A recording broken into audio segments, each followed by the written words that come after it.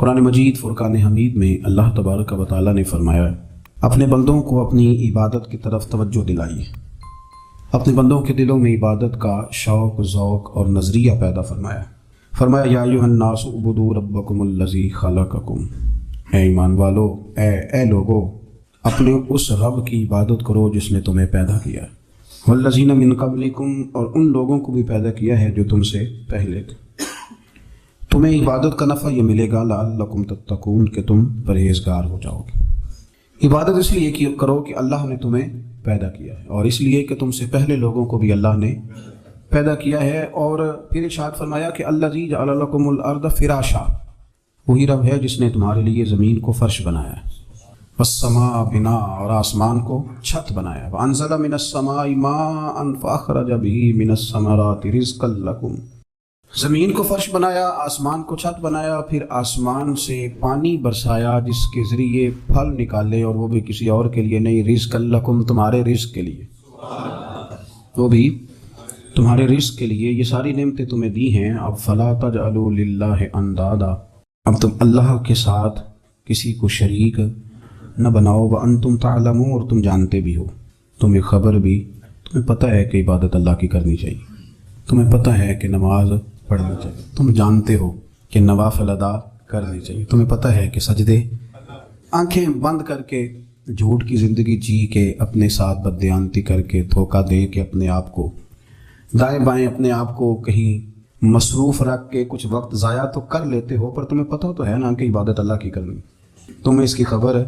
فرمایا اس رب کی، دیکھیں نا، انسان پر اگر کوئی شخص نیکی کر دیتا ہے، احسان کر دیتا ہے، تو انسان اس کے سامنے پھر گردن نہیں اٹھا سکتا، یار یہ میرے مشکل وقت کا دوست ہے، اس نے میرے ساتھ نیکی کی ہے، کبھی بھی گردن نہیں اٹھائے گا، جھکا کے رکھے گا۔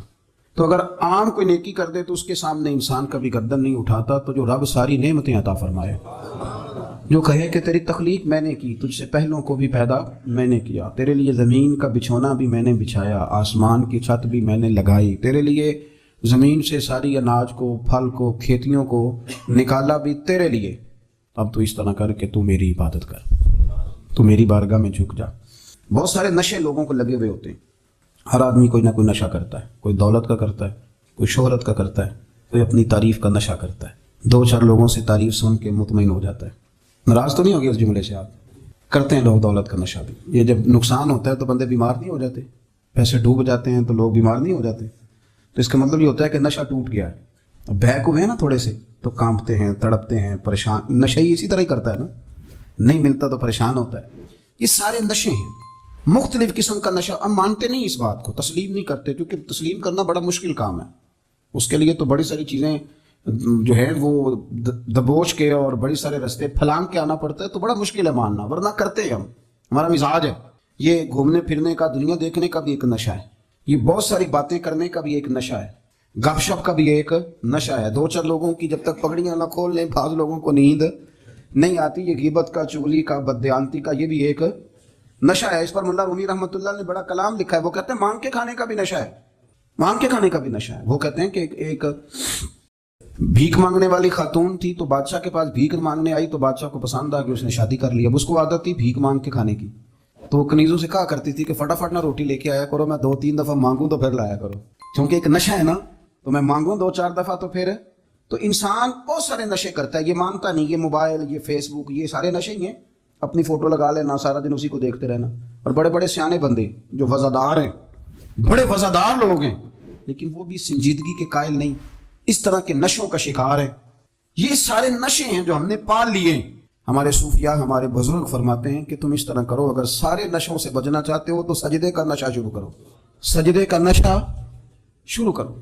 یہ نا اقبال کہتے ہیں، ہو عطار ہو، رومی ہو، رازی، آپ بات کو سمجھیں، عطار ہو، رومی ہو، رازی ہو، غزالی ہو، کچھ ہاتھ نہیں آتا بے آہ سحر گاہی۔ کہتے ہیں بہت بڑا صوفی ہو جیسے فرید الدین عطار تھے، بہت بڑا تصوف کا امام ہو جیسے امام غزالی تھے، بہت بڑا تفسیر کا استاد ہو جیسے امام رازی ہو، عطار ہو، رومی ہو، رازی ہو، غزالی ہو، پر کچھ ہاتھ نہیں آتا بے آہ سحر گاہی۔ اگر سویرے اٹھ کے روتا نہیں نا اللہ کی بارگاہ میں، اگر تہجد نہیں نہ پڑھتا، تو کچھ ہاتھ نہیں آتا بے آہ سحر گاہی، پھر اس کو کوئی چیز نصیب ہے۔ میری بات کی سمجھ آ رہی ہے آپ حضرات؟ جب تک آپ سویرے نہیں اٹھتے، آپ اللہ اللہ نہیں کرتے، آپ کو نوافل کا چسکا نہیں، عبادت کا مزہ نہیں، فرمایا میری عبادت کرو، یہ شوق پیدا کرو، میں نے تمہیں پیدا کیا ہے۔ ہم لوگوں کے نشے، مختلف نشے، بڑا عجیب رنگ ہے۔ محفل کی صدارت کرنے والے بڑے پیر صاحب، بڑے القابات، بیچ میں سے بندہ تلاش کرنے سے بھی نہیں ملتا، اتنے بڑے لقب ہیں اس کے، لیکن وہ سج سنور کے 2.5 گھنٹے بیٹھا رہا محفل میں، اور نماز کا وقت آیا تو اس نے مختصر سی پڑھی، وہ نکل گیا، وہ ہلکے سے سجدے کیے۔ اتنا بڑا عشق رسول نعت کا، ہو کیا بات ہے، اور عشق رسول کا بہت بڑا پیغام پر، بہت بڑا مبلغ، اور بیچارہ سمجھ ہی نہیں سکا کہ اللہ کے رسول نے فرمایا تو نماز پڑھ میری آنکھیں ٹھنڈی ہو جائیں گی۔ تو یہ نشے کے عادی تو ہیں پر حقیقت کے قائل نہیں ہیں۔ یہ بس ٹھیک ہے، خوابوں کی دنیا میں لوگ زندہ ہیں، پر جن کو یہ جو نشہ تھا نا عبادت کا، یہ میرے رسول پاک کی چاہت ہے، یہ میرے نبی کریم علیہ السلام کی۔ آپ دیکھیں نا، حضور مہینوں جا کے غار حرا میں بیٹھتے، کیا وہاں تبلیغ کرتے تھے، کوئی کتاب لکھتے تھے؟ رسول کریم علیہ السلام مہینہ رہتے غار حرا میں، کوئی نہ مجھے دیکھے، کوئی نہ مجھے ملے، حضور یہاں کیا ہے؟ فرمایا میں اپنے رب کی عبادت کروں گا۔ نبی کریم علیہ السلام نے سجدوں کے ساتھ پتھروں اور پہاڑوں کو آباد کر دیا، سجدوں کے ساتھ۔ آپ کا سجدہ آپ کو بہت ساری چیزوں سے چھڑا لیتا ہے، یہ بہت ساری جگہوں سے جھکنے سے بچا لیتا ہے۔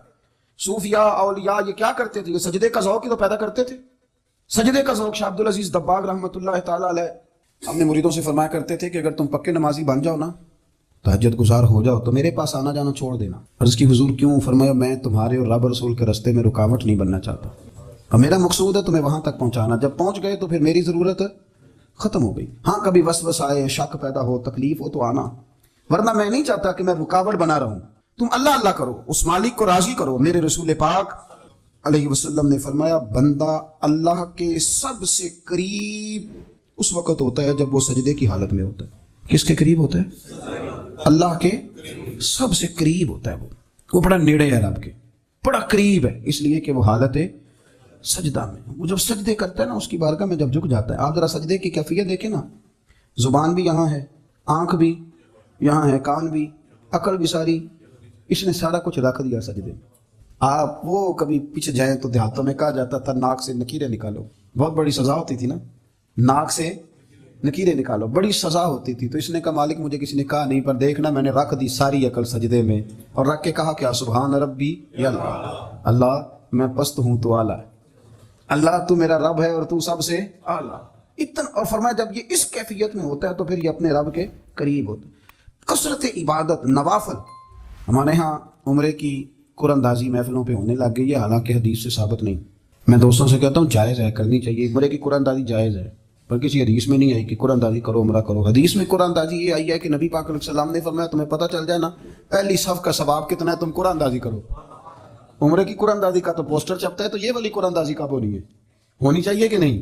حضور نے فرمایا تمہیں پتہ چلے کہ اس کا ثواب کتنا، تو تم قرآن اندازی کرو، تم قرآن ڈالو۔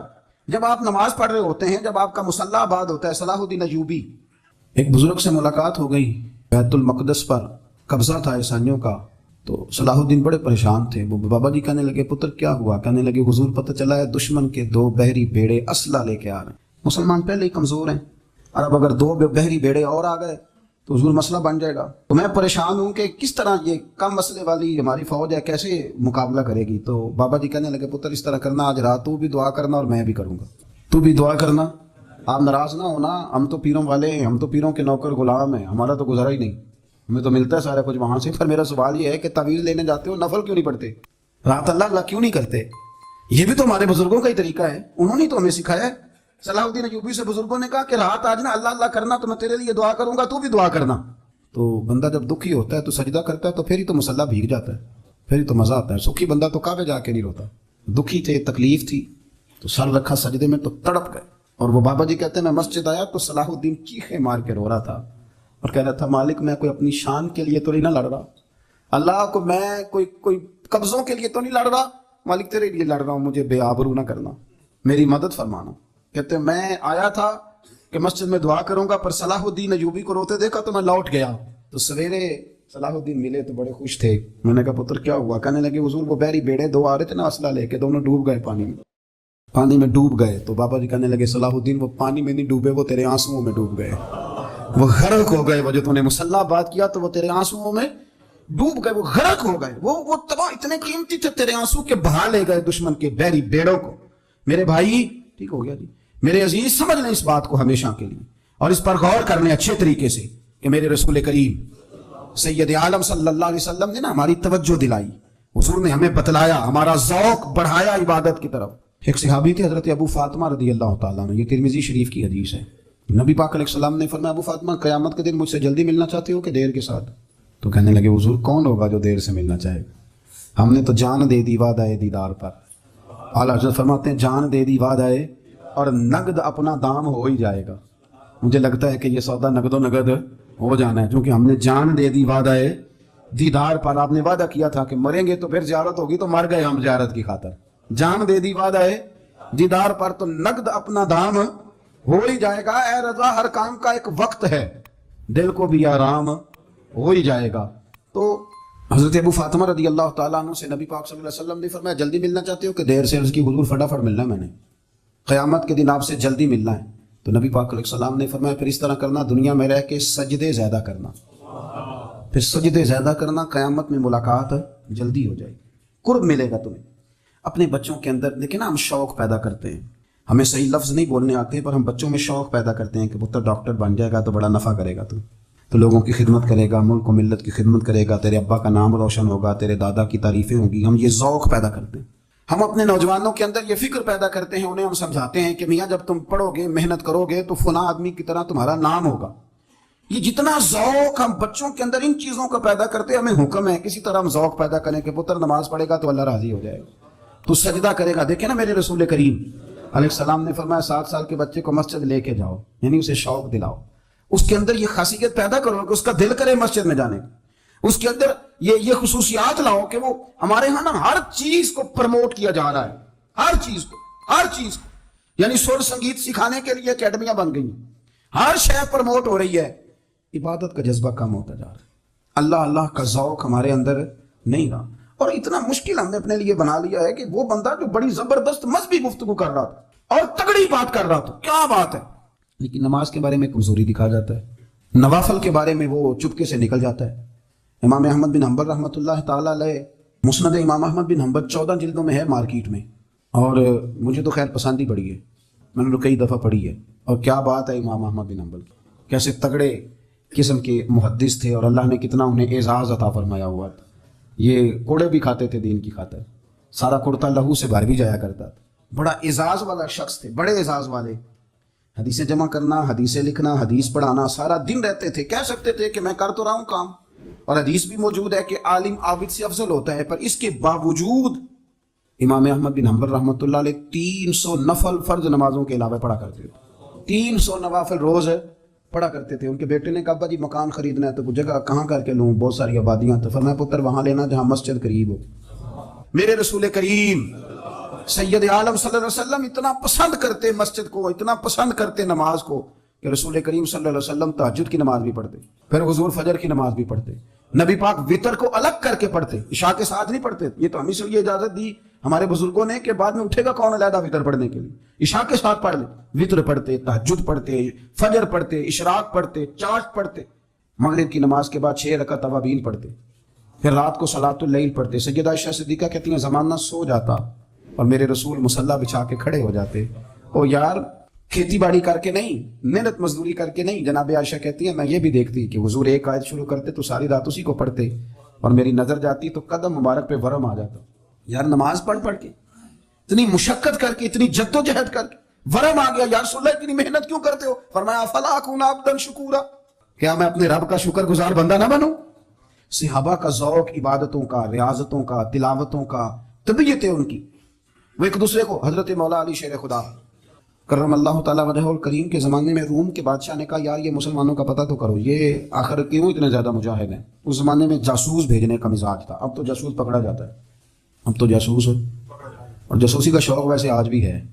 عرض کروں تھوڑی سی بات ہی سنوان سے، پتہ کیا ہمارا مسئلہ ہے؟ ہم جہاں جاتے ہیں نا وہاں تھوڑی خوشبو سونگنے کی کوشش کرتے ہیں، وہ کیا ہے تو یہ کیا ہے تو ادھر کیا ہے تو تھوڑا سا ادھر کیا ہے۔ میرے رسول پاک پڑھیے درود شریف، سارے پڑھیے ذرا زور سے، صلی اللہ تعالی۔ نبی پاک علیہ السلام نے فرمایا جاسوسی نہ کرنا ورنہ تم بندوں کو خراب کر دو گے، اور فرمایا اس طرح نہ ہو کہ تم کسی کے آپ کھول میں نکلو تو تمہارے پہلے کھول جائیں۔ یہ جو ذوق ہے نا یہ ختم کریں، چھوڑیں، مطلب آپ کس چکر میں پڑے ہوئے ہیں، اتنی زیادہ توجہ کرنے کی کیا ضرورت ہے؟ نے کام سے کام رکھیں، اس میں بندہ تھوڑا سا نا آسان رہتا ہے۔ یہ جو بہت زیادہ ٹٹولنے والے لوگ ہوتے ہیں نا، وہ بےچارے پھر عمر ٹٹولتے ہی گزار دیتے ہیں، اس لیے کہ مزاج ہی بہت پکا ہے، گوری کا منہ کھول کے اندر تک ہاتھ ڈالنا، تو پھر کئی دفعہ سامنے سے بچھو بھی لڑ جاتا ہے، خرابی ہوتی۔ تو جاسوسی کی جاتی تھی، اس نے بھی جاسوس بھیجے، کیونکہ قبیلوں کے لوگ تھے، کچھ مسلم کچھ کافر، پہچانے نہیں جاتے تھے لوگ، تو کچھ لوگ اس نے بھیجے، انہوں نے آ کے نا تحقیق کی، ریسرچ کری کہ آخر ماجرا کیا ہے۔ تو واپس جا کے انہوں نے رپورٹ دی نا روم کے بادشاہ کو، اس رپورٹ کا ایک جملہ بڑا شاندار ہے، وہ کہنے لگا بادشاہ ہمیں مسلمانوں کی کوئی سمجھ نہیں آئی، ہمیں کوئی سمجھ نہیں آئی۔ انہوں نے کہا کیوں نہیں سمجھ آئی؟ کہنے لگے یار عجیب بندے ہیں، جب رات مسلح پہ بیٹھتے ہیں تو یوں لگتا ہے ان کا دنیا سے رشتہ ہی کوئی نہیں، کوئی کسی کو نہیں جانتا، کوئی اپنے دکھ سنا کے رو رہا ہے، کوئی اپنی بات کر کے رو رہا ہے، لگتا ہے کہ ان کا کوئی رشتہ ہے ہی نہیں جب مسلح پہ بیٹھتے ہیں۔ اور فرمایا جب سویرے یہ جہاد کرنے نکلتے ہیں تو لگتا ہے ان سے زیادہ دلیر ہی کوئی نہیں۔ حالانکہ جو مسلحوں پہ رونے دھونے کے لوگ ہوتے ہیں وہ کئی دفعہ جہاد میں کام نہیں کرتے، لیکن عجیب لوگ ہیں کہ رات کے راہب ہیں، دن کے مجاہد ہیں، کوئی سمجھ نہیں آتی۔ میرے عزیز، ان لوگوں نے مسلح آباد کر کے رکھا، تلاوتیں ان کا ذوق رہی، منظر روز پڑھنا، اسباق پڑھنا، وظائف پڑھنا، یہ ان کا ذوق رہا۔ اعلیٰ حضرت بریلوی رحمت اللہ نے 1000 کتاب لکھی ہے، لیکن الوظیفۃ الکریمہ کے نام سے جو وہ صبح و شام وظائف پڑھتے تھے وہ الگ انہوں نے ان کو بیان کیا، پابندی کے ساتھ اپنی اللہ اللہ کرتے تھے۔ شیخ شہاب الدین سہروردی رحمت اللہ علیہ، اس پر ایک بندے نے اعتراض کیا، اس نے کہا جی آپ کس قسم کے صوفی ہیں، مرید بیٹھے ہیں اور آپ وہاں نفل پڑھ رہے ہیں؟ یہ بھی بڑا مسئلہ ہوتا ہے نا، جو بندہ ملنے آتا ہے وہ اپنے ٹائم کے حساب سے آتا ہے، اور پھر اس کا یہ بھی خیال ہوتا ہے کہ پیر صاحب جو ہیں وہ چونکہ درویش ہیں تو نہ انہیں روٹی کھانی چاہیے نہ سونا چاہیے، چونکہ وہ درویش ہیں، اور ہم چونکہ درویشوں کے ماننے والے ہیں لہذا ہمارا یہ طریقہ ہونا چاہیے کہ جیسے ہم کہیں درویش ویسے ہی کر جائے۔ حالانکہ جس کو آپ درویش کہیں گے آپ اس کی مانیں گے، آپ منوائیں گے نہیں، تمہارا مزاج ہوتا ہے۔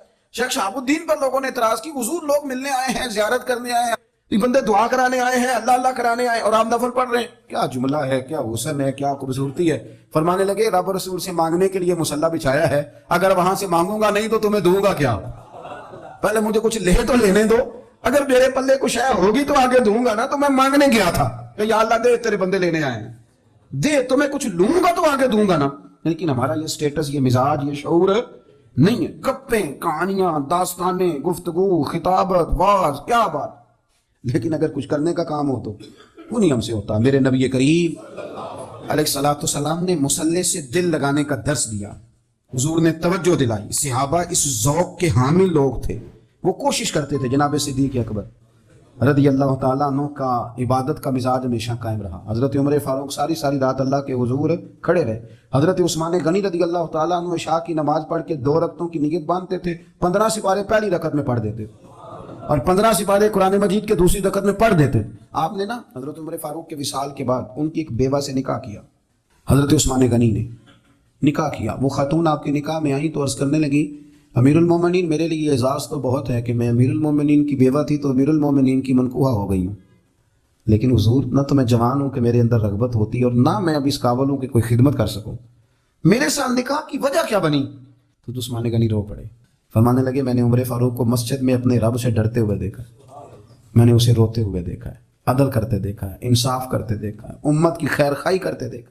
تمہارے ساتھ نکاح اس لیے کیا ہے کہ تم مجھے یہ بتاؤ کہ عمر فاروق گھر کے اندر اپنے رب کو کیسے راضی کرتے، گھر کے اندر کیسے راضی کرتے تھے، وہ طریقے بتلاؤ، تم بتاتی جانا اور میں بھی اسی طرح گھر میں عبادت کروں۔ میرے رسول کریم علیہ الصلوۃ والسلام نے ارشاد فرمایا، حضور فرمانے لگے جس گھر میں اللہ کا ذکر ہوتا ہے وہ گھر زندوں کا ہے، اور جس گھر میں رب کریم کا ذکر نہیں ہوتا وہ گھر زندوں کا نہیں ہے۔ گھر نا ہم نا کتابوں میں پڑھتے ہیں کہ ایک بزرگ کہتے ہیں، حضرت فضیل بن عیاض کہتے ہیں کہ میں ایک گلی سے گزر رہا تھا تو گھر کے اندر کسی قاری صاحب نے قرآن کی آیت پڑھ دی، وَلِمَنْ خَافَ مَقَامَ رَبِّهِ جَنَّتَانِ، میں تو میرے کانوں سے ٹکرائی تو اللہ نے میری کایا ہی پلٹ دی، میں توبہ کر گیا۔ اب گھر کے اندر سے آواز آئے تو صحیح نہ تلاوت کی، پر اندر سے آواز آتی نہیں ہے، ڈیک بجنے کی آواز آتی ہے یا ٹی وی چلنے کی آواز آتی ہے یا دھوم مچانے کی آواز آتی ہے۔ عبادت کا وہ جو خاص شوق تھا، وہ جو حسن تھا، وہ جو توانائی تھی، وہ جو بات تھی۔ ایک جگہ پہ ہم بیٹھے تھے تو وہاں ایک صاحب آئے اور انہوں نے آتے ہی کہا کہ مہربانی کریں ذرا مجھے مصلی دے دیں، میرے نہ کچھ نفل رہ گئے، تو میں نے وضو کر لیا تو کوئی مصلی مل جائے۔ مصلی انہیں دے دیا گیا، وہ مصلی لے کے چلے گئے تو پیچھے ایک صاحب نے تبصرہ کیا، کہنے لگے کتنا ریاکار بندہ ہے، لوگوں کو دکھا رہا ہے کہ میں نفل پڑھتا ہوں، ہے کو بات کرنے والی۔ میں نے اسے کہا تو مہربانی کرنا اس طرح کی ریاکاری تو بھی کر، پکڑ مصلی اور جا تو بھی تھوڑی ریاکاری کر کے آ، اٹھ ذرا، شکر کر کوئی یہ ریاکار بھی ملا ہے، کوئی نفل پڑھ کے ریاکاری کر رہا ہے۔ اللہ کا میں کہتا ہوں کو پڑھے تو صحیح نہ، یہ کوئی دور ہے نفل پڑھنے کا، اس میں تو لوگوں کا مزاج ہی نہیں۔ طبیعت ہی نہیں. میں نے کہا چل مہربانی کر یہ لے مصلی اور تو بھی جا تھوڑی سی یا کاریا ریا کاری کرو تو صحیح نا. مزاج ہی نہیں. ذوق جمعے کی نماز پڑھ کے یوں دنیا بھاگتی ہے, او ہو پتہ نہیں کون سی پیچھے آگ تھی جو بجھائی جائے گی. اور آج تک لوگ مسئلہ پوچھ رہے ہیں کہ جمعے کی بعد والی سنتیں کتنی ہوتی ہیں. میں نے کہا کتنے سال ہو گئے جمعہ پڑھتے, کتنے سال ہو گئے, ابھی تک سنتوں کا نہیں پتا. ابھی تک نہیں علم کے پہلے کتنی رکھتے ہیں اور بعد میں کتنی رکھتے ہیں. فجر کی سنتیں کب پڑھنی چاہیے, سنو فجر کی سنتوں کے بارے میں. میرے رسول کریم سید عالم صلی اللہ تعالیٰ علیہ وسلم سے ایک صحابی نے پوچھا تھا, حضور میری فجر کی سنتیں رہ گئیں یا رہ جاتی ہیں تو حکم کیا ہے, کیا انداز ہے حضور کا. بخاری مسلم کے لفظ سنو. حضور سید عالم صلی اللہ علیہ وسلم فرمانے لگے, اس نے کیا پوچھا تھا, حضور جواب کیا دیتے, فرمایا فجر کی سنتیں کبھی نہ چھوڑنا, فجر کی پہلی 2 سنتیں کبھی نہ چھوڑنا. یا رسول اللہ صلی اللہ تعالیٰ علیہ وسلم میری رہ گئی یا رہ جاتی ہیں, فرمایا فجر کی 2 سنتیں نہ چھوڑنا, فرمایا فجر کی پہلی 2 سنتیں مجھے دنیا اور دنیا کے اندر جو کچھ ہے وہ سب سے زیادہ پیاری ہے. فجر کی 2 سنتیں دنیا میں جو کچھ ہے مجھے وہ سب سے زیادہ پیاری ہیں, اس لیے فجر کی سنتیں نہ چھوڑنا. اپنا ذوق, اپنی طبیعت, ہم نے نا ذوق غلط بنا لیا ہے. اگر 20 بندے کہہ بھی دیں گے تو نے بڑی شاندار تلاوت کیا تو کیا اس سے بنے گا. 100 بندہ کہہ بھی دے تیری کیا بات ہے, کیا بات ہے نعت خاں کی, کیا بات ہے علامہ صاحب کی, پیر صاحب کی, پیر مہر علی شاہ صاحب رحمۃ اللہ علیہ. آپ تشریف فرما تھے تو آپ کے ایک ہی بیٹے بابو جی جن کو کہا جاتا ہے, جس دن صاحبزادے پیدا ہوئے تو خادم نہ وہاں سے نکلا. ان لوگوں کے شوق اور طرح کے تھے نا, تو ان کی توجہ بھی اپنے شوق کی طرف رہتی. تو خادم نکلا اندر سے, پیر صاحب مبارک ہو, پیر صاحب مبارک ہو, پیر صاحب مبارک ہو, پیر صاحب مبارک. وہ شور کر رہے ہیں تو پیر صاحب کو وجد ہو گیا, اللہ اکبر اللہ اکبر اللہ. وہ کیا ہوا, کس بات کی مبارک دے رہے ہو. عرض کی حضور اللہ نے بیٹا دیا. تو آپ فرمانے لگے اچھا حضور آپ کیا ہوا, آپ تو پریشان ہو گئے. فرمانے لگے جب تو نے 3 دفعہ کہا نا مہر علی کو مبارک ہو تو میں سمجھا تھا شاید تجھے کسی نے بتا دیا ہے کہ مہر علی سے اللہ راضی ہو گیا. میں سمجھا تھا کہ شاید تو یہ خبر لے کے آیا ہے کہ کسی نے بتایا ہے کہ مجھے آج خبر ملی ہے کہ مہر علی سے رب اچھا پتر ہوا ہے. الحمدللہ اللہ کا شکر ہے. پر میرے لیے مبارک کا دن وہ ہوگا جب میرا رب کہے گا کہ میں مہر علی سے راضی ہوں, میرے محبوب کہیں گے کہ میں مہر علی سے. آپ بات کو سمجھیں, شوق ہی کسی اور طرف تھا, دل ہی کہیں اور لگا ہوا تھا, طبیعت ہی کہیں اور مائل تھی. کوئی وظیفہ پوچھتے تھے تو پڑھتے تھے وہ لوگ, کچھ اللہ اللہ انہیں بتائی جاتی تھی تو کرنے کا ذوق رکھتے تھے, طبیعت تھی, قائل تھے. حضرت ربیع کہتے ہیں میں بڑی دور سے سفر کر کے گیا حضرت اویس کرنی سے ملنے, بڑی دور سے. اور جب میں پہنچا تو فجر کا وقت تھا, تو حضرت اویس کرنی کو میں نے پا لیا. تو وہ نماز پڑھ کے نا قرآن شریف لے کے بیٹھ گئے. فرماتے ہیں اشراق چاشت کا وقت ہوا تو نفلوں کی نیت باندھ لی. محدث ابن الجوزی نے لکھا ہے, فرماتے ہیں پھر جب زوال کا وقت ہوا تو مسجد میں جھاڑو دینے لگ گئے. ظہر کی نماز پڑھ کے تو عصر کی تیاری تک وہ مسجد میں بیٹھے رہے. اور میرے نبی پاک علیہ السلام نے فرمایا جو نماز کے انتظار میں بیٹھا ہو وہ نماز ہی میں ہے, وہ نماز ہی میں ہے. فرمایا میری دنیا میری امت کی جو رہبانیت ہے نا وہ اتنی ہے کہ نماز کا انتظار کرے. اذان کے بعد نماز کا یہ راہب ہے, یہ اس وقت چھوڑ کے بیٹھے ہیں سارا کچھ. فرماتے ہیں عصر تک انہوں نے اللہ اللہ کی, پھر مغرب تک کی, عشاء کی نماز ہوئی تو نماز پڑھی تو وہ تھک گئے. اب مجھے وہ فارغ ہوں مصلی چھوڑے تو میں ملاقات کروں نا. یہ آپ حیران نہ ہو کہ اتنی دیر بندہ کیسے اللہ اللہ کر, ہم نے کی نہیں نا اس لیے ہم پریشان ہیں. جو عادی ہوتے ہیں وہ کر بھی لیتے ہیں, وہ یہ کام ہے. میری بات کی سمجھ آ رہی ہے. جب جاتے ہو کسی دفتر میں تو 8 گھنٹے کھڑے رہ لیتے ہو نا, مجبوری ہوتی ہے تو کھڑے رہا جا سکتا ہے. پاسپورٹ کے دفتر بولیے, امیگریشن کی لائنوں میں, اور میں نے تو ویسے بھی بندے 12 گھنٹے پہلے جا کے کھڑے دیکھے, رہ لیتے ہیں کھڑے. تو اگر ان کاموں کے لیے رہا جاتا ہے تو اللہ رسول کے لیے بھی کھڑے رہا جا سکتا ہے. تو فرمانے لگے کہ جب عشاء کی نماز کے بعد آخر انسان تھے, تھک گئے, نیند کا غلبہ ہوا تو تھوڑی ایسے آنکھ بند ہوئی تو کھولی تو رونے لگے. حضرت ویسے کر دی, رو کے کہنے لگے مالک مجھے غافل تو نہ کر, ابھی میں نے کیا بھی کچھ نہیں, دن ختم ہو گیا, کوئی نفل نہیں, کوئی اللہ اللہ نہیں, اللہ مجھے غافل نہ کر, میری مدد فرما. فرماتے ہیں جب وہ روئے تو میرے ساتھ جو شخص تھا میں نے کہا اٹھو چلیں. کہنے لگا حضور ملنا نہیں. فرمایا جو میں لینے آیا تھا وہ مجھے مل گیا, جو میں ان سے سیکھنے آیا تھا وہ مجھے نصیب ہو گیا, اب اور میں نے کیا لینا, ختم ہو گئی بات, اٹھو چلیں. اللہ کے بندوں نے حضرت ربیعہ بن کعب اسلمی رضی اللہ تعالیٰ عنہ فرماتے ہیں, کہتے ہیں جب بنو قریظہ اور بنو نذیر یہودیوں کے ساتھ حضور علیہ السلام نے جنگ کا اعلان فرمایا تو وہ دشمن ہو گئے. ہمیں خطرہ تھا کہ وہ رات کو کہیں محبوب کو تکلیف نہ دیں, تو کچھ لوگ نا تلواریں لے کے نبی پاک کے دروازے پہ پہرے داری کرتے تھے. گن مین رکھنا حرام نہیں, اگر کسی کو واقعی خطرہ ہو تو اس کے لیے سنت بھی ہے. حضرت علی المرتضیٰ تلوار لے کے حضور کے گھر کا پہرا دیتے تھے. حضرت ربیعہ بن کعب اسلمی رضی اللہ تعالیٰ عنہ فرماتے ہیں کہ رات میری ڈیوٹی تھی کہ میں حضور کے گھر کا پہرا دوں گا. تو فرماتے ہیں میں باہر سن رہا تھا, ساری رات ہی میرے نبی پاک نے اللہ کی تسبیح پڑھی, ساری رات, کبھی تسبیح, کبھی تحلیل, کبھی تحمید, کبھی تکبیر, ساری رات. فرماتے ہیں ساری رات حضور پڑھتے رہے اور ساری رات ہی میں سنتا رہا.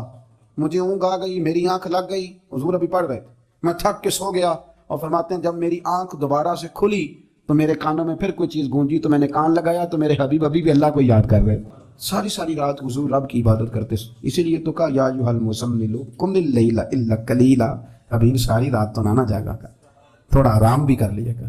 میرے بھائی، اپنا مصلی، اپنی عبادات، اپنے وظائف، اللہ اللہ جو آپ نے کسی سے سیکھی ہے اس کو کبھی کمزور نہ ہونے دیں۔ شجرہ شریف جو کسی بزرگ سے آپ لے لیتے ہیں تو کیا رسم ہے کوئی؟ اس پہ کچھ لکھا ہوتا ہے، وہ پڑھنے کے لیے دیا جاتا ہے، اس پہ لکھا ہوتا ہے کہ یہ اللہ اللہ آپ نے کرنی ہے۔ ساری زندگی کسی اسکول میں داخل ہو گئے اور وہاں جا کے آپ نصاب ہی نہ پڑھیں، کتاب ہی نہ کھولیں تو پاس ہو جائیں گے؟ وہ کہتے ہیں میں 20 سال جاتا رہا ملا کچھ نہیں، تو آپ نے لیا کیا ہے؟ ایک اتنی سی کتاب تھی، اس کو تو کھول کے آپ دیکھ نہیں سکے، اس کے وظائف تک تو رسائی نہ ہوئی، اس لیے کہ اللہ اللہ کرنا مشکل ہے اور تصویر کھنچانا یہ آسان کام ہے۔ تو جو آسان ہے اس طرف ہماری توجہ لگی رہتی ہے اور جو مشکل ہے اس طرف ہم ذوق پیدا نہیں کرتے۔ یا ایھا الناس اعبدوا ربکم الذی خلقکم والذین من قبلکم لعلکم تتقون، اے لوگوں اس رب کی عبادت کرو جس نے تمہیں پیدا کیا اور تم سے پہلوں کو پیدا کیا، اس لیے عبادت کرو کہ تم پرہیزگار ہو جاؤ گے۔ مالک سمجھنے کی توفیق عطا فرمائے۔ مختلف صورتوں کے مختلف فضائل نبی پاک نے بیان فرمائے۔ حضرت علی المرتضیٰ شیر خدا رضی اللہ تعالیٰ عنہ فرماتے ہیں کہ نبی پاک علیہ السلام نے فرمایا ہر چیز کی ایک دلہن ہوتی ہے۔ دلہن بیوی کے معنوں میں نہیں، دلہن سجی ہوئی چیز کو کہتے ہیں، عرب کے اندر دلہن ہے سجی۔ فرمایا ہر چیز کی ایک دلہن ہوتی ہے، تو فرمایا قرآن کی دلہن سورہ رحمان ہے، یہ سجی ہوئی صورت ہے یہ نا، اور اللہ بار بار کہتا ہے بار بار فَبِأَيِّ آلَاءِ رَبِّكُمَا تُكَذِّبَانِ، اور انسان تو اپنے رب کی کون کون سی نعمت کو جھٹلائے گا؟ پلٹ کے دیکھ تو صحیح، تو اپنے آپ کو دیکھ لے، اپنی آنکھیں ہی دیکھ لے، اپنا گھر ہی دیکھ لے، تو غور تو کرنا ذرا۔ یہ نا بہت سارے لوگوں کو بڑی دشواری ہوتی ہے، وہ ہر وقت ہاتھ میں رومال پکڑے رہتے ہیں، کہتے ہیں جی میرے منہ سے نا کئی دفعہ قطرہ نکل جاتا ہے تھوک کا، تو کسی کے منہ پہ پڑ جاتا ہے۔ میں ایک تحقیق دیکھ رہا تھا کہ جو لبلبا ہے نا آپ کی زبان کے نیچے، اگر زبان خشک ہو جائے تو کسی کھانے کا مزہ ہی نہ آئے۔ ڈاکٹر کہتے ہیں کہ اتنی قیمتی چیز ہے یہ جو آپ کی زبان تر رہتی ہے کہ یہ سارے ذائقے جو ہیں یہ آپ کو دیتی ہے۔ اگر کبھی زبان پک جائے نا تو اچھی طرح پکی ہوئی چیزیں بھی مزہ کوئی نہیں دیتی، بلکہ جلتی رہتی ہے ہر شے۔ اللہ نے جو بنایا ہے نا، جہاں بنایا ہے کمال ہی بنا دیا ہے، اور فرماتا ہے فَبِأَيِّ آلَاءِ رَبِّكُمَا تُكَذِّبَانِ، اپنے رب کی کون کون سی، تو کہاں جائے گا؟ اور شروع کہاں سے کیا؟ فرمایا الرحمن علم القرآن، فرمایا رحمان نے اپنے حبیب کو قرآن سکھایا ہے۔ حضرت علی فرمایا کرتے تھے کہ میں اگر قرآن کی تفسیر لکھوں تو کئی اونٹ کتابوں کے بھر جائیں، پھر بھی تفسیر ختم ہو۔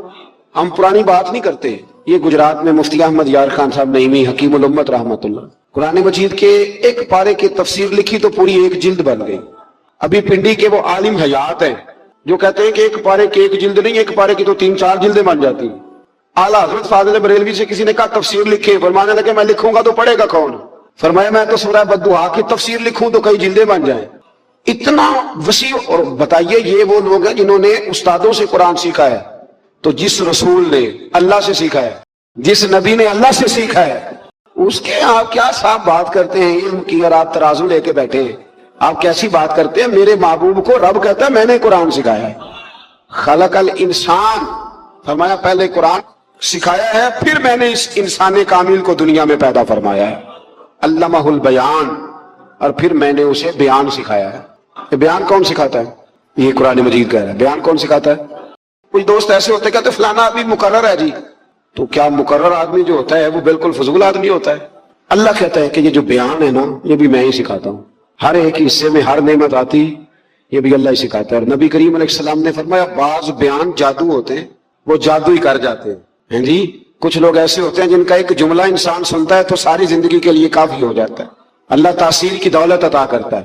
پھر بڑی ساری باتیں رب کریم نے ارشاد فرمائی، فرمایا علمہ البیان الشمس والقمر بحسبان، سورج اور چاند حساب کے پابند ہیں، والنجم والشجر یسجدان، آسمان کے تارے اور زمین کے درخت اسی کے سامنے سجدہ کیے ہوئے ہیں، والسماء رفعها ووضع الميزان، آسمان اسی نے بلند کیا ہے اور میزان عدل بھی اسی نے قائم کیا ہے، اللہ تطغوا فی المیزان، تاکہ تم تولنے میں زیادتی نہ کرو، وَأَقِیمُوا الْوَزْنَ بِالْقِسْطِ وَلَا تُخْسِرُوا الْمِیزَانَ، اور فرمایا اس طرح کرو کہ وزن کو ٹھیک رکھو انصاف کے ساتھ، اور तोल को कम न करो। फिर बड़ी सारी बातें इरशाद फरमाने के बाद फरमाया वल हब्बु ज़ुल अस्फ़ि वर रैहान, अनाज में जो भूसा वाला है और खुशबूदार फूल सारे किसने पैदा किए? फरमाया फ़बिअय्यि आलाइ रब्बिकुमा तुकज़्ज़िबान, तो तुम अपने रब की किन किन नेमतों को जुटलाओगे? फरमाया खलकल इंसाना मिन सलसालिन कल फखार, हमने इंसान को बजने वाली ठीकरी की मट्टी, जो बजने वाली मट्टी है ना जो खुश्क हो जाती है, उससे पैदा फरमाया। व खलकल जान मिन मारिजिन मिन नार, और पैदा किया जान को आग के खालिद शोले से। फ़बिअय्यि आलाइ रब्बिकुमा तुकज़्ज़िबान। ये सूरत ऐसी है कि इसका एक एक लफ्ज पढ़ने को दिल करता है। ये सारा कुरान मजीद ही बड़ी बात है, लेकिन ये तो सूरत जो है ना हमें अपना आप याद कराती। बहरहाल अल्लाह ताला ने बार बार एक बात का जिक्र फरमाया, और इसी सूरह मुबारका में ना फिर एक सबक दिया। फरमाया डर जाओ। क्या मिलेगा या अल्लाह? फरमाया अगर तुम मेरे सामने खड़े होने से डरोगे ना तो 2 जन्नतें दूंगा। वलिमन खाफ मकाम रब्बिही जन्नतान, जो अल्लाह के सामने खड़े होने से डरेगा अल्लाह उसे 2 जन्नतें देगा। वैसे आजकल डरते तो नहीं ना लोग, डर निकल गया, बस थोड़ा सा बरादरी से डरते हैं, बरादरी से थोड़ा सा, ज्यादा नहीं, थोड़ा सा रस्म और रिवाज से डरते हैं। कुछ थोड़ा सा, कुछ लोग हैं जो चलो थोड़ा बहुत बच्चों से डर जाते हैं, थोड़ा थोड़ा है ना, दुनियादारों से लोग डरते हैं। नहीं डरते तो अल्लाह से नहीं डरते, जिससे डरना चाहिए। फरमाया जो रब के सामने खड़े होने से डरेगा अल्लाह उसे